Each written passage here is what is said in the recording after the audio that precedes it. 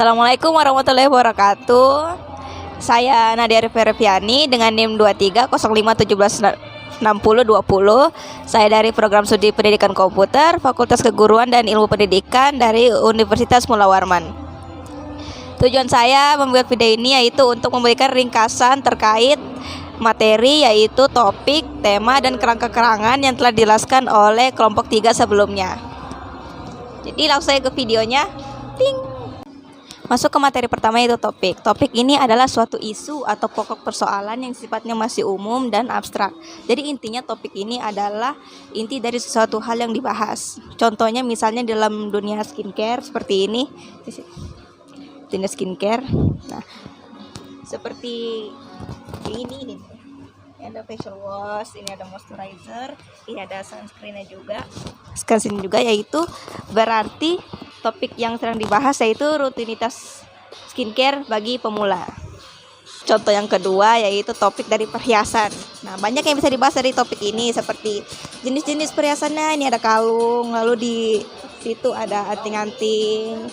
Terus pembahasannya juga bisa tentang jenis-jenisnya apa aja, bahan-bahannya juga. Banyak sih kalau di lingkup perhiasan. Jadi kesimpulannya, topik adalah inti atau fokus utama dari suatu pembahasan. Jadi apapun konteksnya, topik itu bertujuan untuk agar pembahasan itu lebih terstruktur dan pembahasannya tidak melebar. Pembahasan yang kedua yaitu terkait tema. Tema adalah inti atau jiwa dari sebuah cerita. Nah, tema ini juga bisa diartikan sebagai tempat untuk penulis menyiratkan amanatnya melalui tulisannya sendiri. Contohnya sebagai tema kenangan.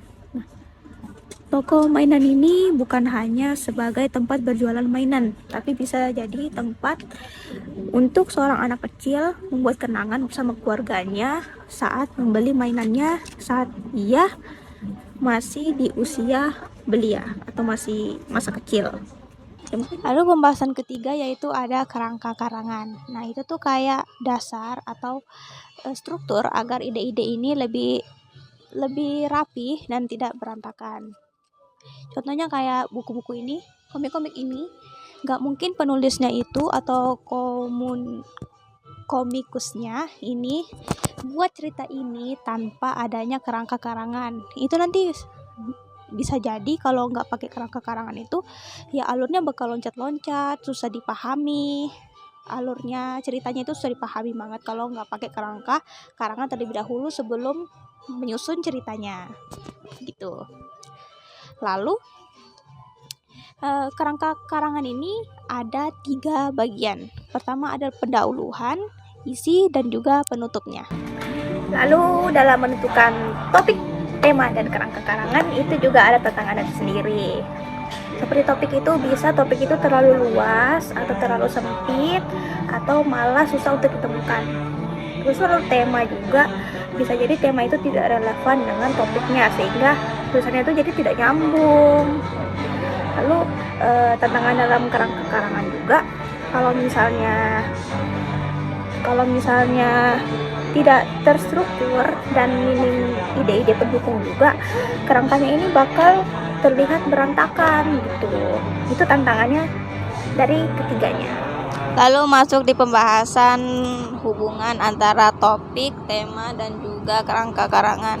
Nah, ketiganya itu saling berhubungan, di mana topik sebagai pondasinya, tema sebagai yang memperjelas atau memperdalam topik agar terkesan lebih bermakna. Lalu kerangka-karangan juga membantu mengorganisir ide-ide agar lebih tersusun secara rapi dan tidak terlihat berantakan dan mudah dipahami tentunya. Dengan ketiga elemen ini, tulisan menjadi lebih terstruktur dan efektif dan juga mudah dibaca oleh pembaca. Kalau topiknya tidak jelas, akan sulit menentukan tema yang tepat. Begitu juga kalau tidak ada kerangka yang rapi, tulisan bisa jadi tidak terarah dan terlihat berantakan. Oke.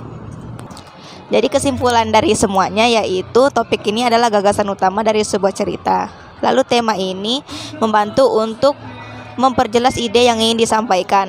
Lalu yang ketiga ada kerangka karangan ini bertujuan agar ide-ide ini tersusun lebih rapi, agar lebih terstruktur kelihatannya dan juga tidak terlihat berantakan. Sekian dari saya terkait topik, tema, dan kerangka karangan. Semoga mudah dipahami dan sampai ketemu di video lainnya minggu depan. Dadah.